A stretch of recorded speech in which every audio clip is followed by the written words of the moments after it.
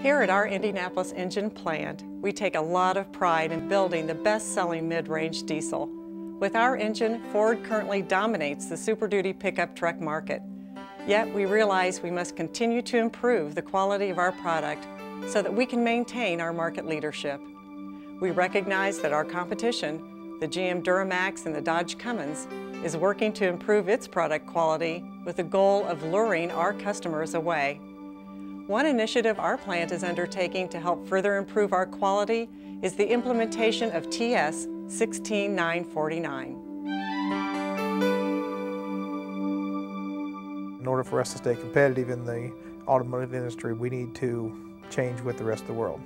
It's really important that they understand from a business perspective what our goals and objectives are, and they will see more information being shared with all levels of the organization so they know how we really are performing as far as satisfying not only our end users and Ford Motor Company, but the next operation downstream from them. In QS, we had to have documentation to show what we were going to do, and then we had to show that we were doing it the way the documentation said.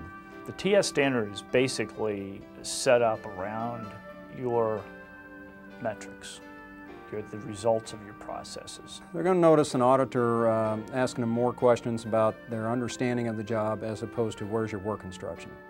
In the TS audit, it's more in terms of do you understand what you're doing, why you're doing it, why it's important, and the outcome of which, hopefully, everyone is pulls together and for a common goal. Now the auditor wants to speak to the operator and tell me how you do your job. And are you getting everything you need? Do you really understand what you're doing, how it impacts others, and how it impacts the bottom line of the business that we run? There's another difference between the two systems. While QS 9000 is focused on a number of functions or elements, TS 16949 focuses on the process. Instead of just focusing on documentation, paperwork, and requirements for the quality system, TS 16949 drives the organization to focus on delivering a product that meets the customer's expectations and helps the organization improve its profitability. Let's take a moment now to talk about the process approach. It's something you will hear a lot about with TS 16949. This approach looks for improvement and measures the effectiveness of the entire process, which means we look at the input, the activity performed, and the resulting output. Let's take a look at a couple processes here in the plant. On the cylinder head line. The cylinder head comes into station 20 from station 10. The operator and machine both do what they need to do to the head. The head then leaves station 20, is outputted in other words, and moves on to the next station. In our assembly area, the process is similar. The engine moves from one station to the next. Each employee performs a specific task or set of tasks to the engine before it moves on to the next station.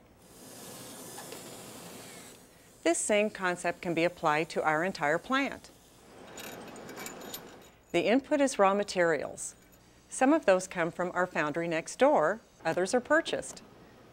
We have several processes or jobs that we perform to that material. In the end, we assemble and output a completed engine to our customer. Now that we understand the reasons for changing to TS 16949 and the differences between it and QS 9000, let's take a closer look at what each of us needs to know about TS, and more specifically, our plant's quality operating system. Our quality policy calls for us to provide products and services that delight customers within a culture that promotes a relentless pursuit of quality and continuous improvement. Coming in, doing the checks, doing more than you're required to do. Regardless of how you feel, you just make it part of your job. We have to strive to be better than everybody else. So I think we need to make sure that our customers are happy so that they continue to buy our product. Running a quality product, the part I'm running, and if I see anything that I could make better, then I need to bring that to the attention of management to make a better quality part. If we live up to that policy and we send the product out of here, we should feel good about what we're sending out, and the customer should feel good about what he's receiving.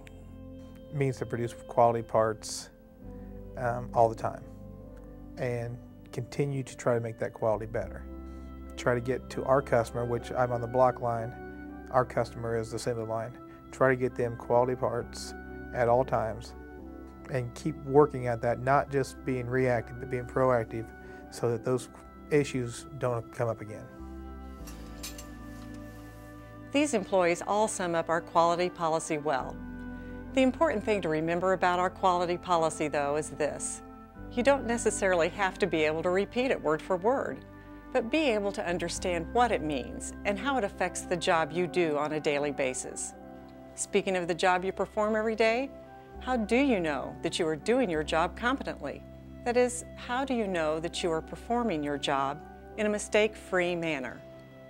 The best way to make sure you're doing the job correctly is to review your control plan and work instructions. You'll find both of these items near your workstation.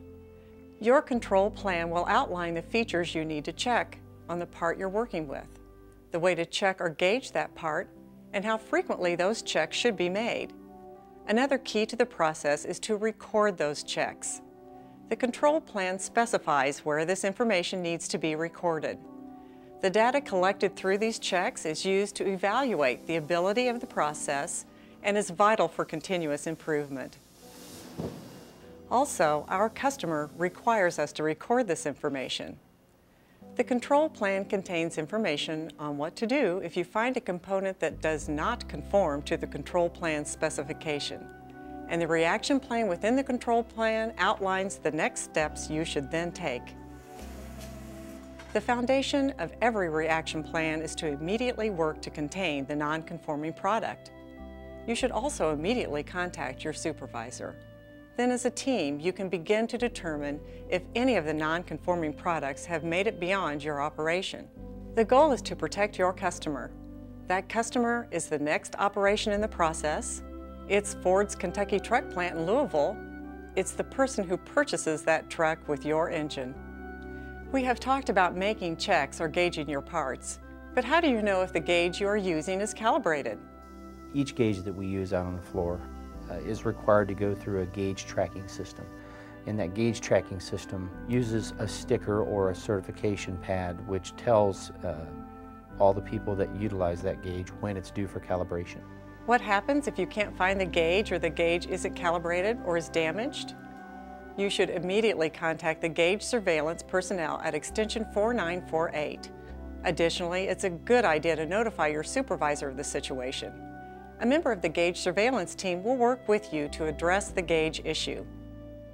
We have introduced the key points everyone needs to know about TS 16949. In summary, those points are: know and understand the quality policy. Perform your job competently, meaning do it in a mistake-free manner. You do this by knowing your control plan and work instructions. Gauge and check your parts according to your control plan. Record your checks and boundary samples. Use gauges that meet the standard. Understand how quality impacts the next operation. And meet the customer's expectations every time. TS 16949 doesn't really change your daily tasks. It acts as a guide to help ensure that we are all producing and delivering quality components and engines. By everyone embracing this new quality system, we will deliver a quality product to our customer, maintain our competitive edge in the marketplace, and meet our financial goals.